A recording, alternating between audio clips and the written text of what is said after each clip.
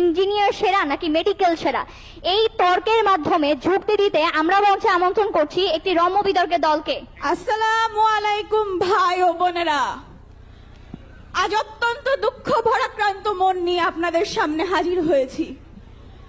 আমাদের মতো নোবেল প্রফেশনের মানুষদের কিনা মঞ্চ শেয়ার করতে হচ্ছে এরকম ইগনোবেল প্রফেশনের মানুষদের সাথে, তাও আপনাদেরই ডিমান্ডে।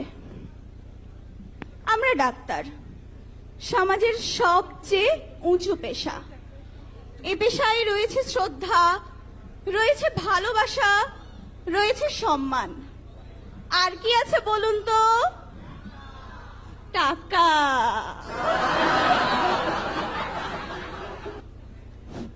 ওরে আমাদের নোবেল প্রফেশনের মানুষ, তাদের কথা শেষ শব্দটাই হচ্ছে টাকা। ওয়াও, আপনাদের ভিতরে কেউ এরকম আছে যে টাকা ছাড়া কোনো ডাক্তারের কাছ থেকে চিকিৎসা পেয়েছেন? মনে তো হয় না। আমি কিছুদিন আগে আমার হাত ভেঙে গেছিল, তো ডাক্তারের কাছে গেছি, 14টা রিপোর্ট দিয়েছে। আমার বুঝে মাথা খারাপ। আমি যখন টেস্ট রিপোর্ট করার জন্য গেলাম, দেখছি আমাদের বানানো মেশিন দিয়েই পরীক্ষা করা হচ্ছে, আমাদের বানানো মেশিন দিয়ে রিপোর্ট অ্যানালাইসিস হচ্ছে, আবার আমাদের বানানো মেশিন দিয়ে রিপোর্ট গুলো প্রিন্ট করা হচ্ছে। ওয়াও, আমরা নাকি নোবেল প্রফেশন? তাহলে আমরা কি?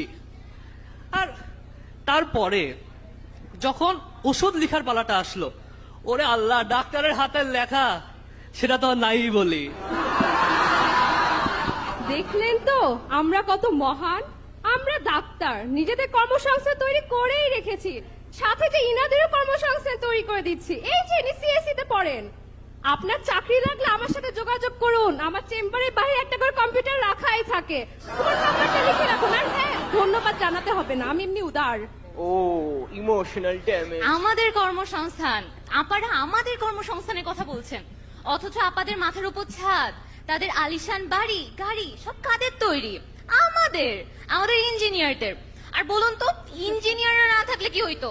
আজকেও যোগাযোগের জন্য কবুতর পাঠাতে হইতো। শুধু কি তাই? শুধু কি তাই? কথা শুধু কি তাই?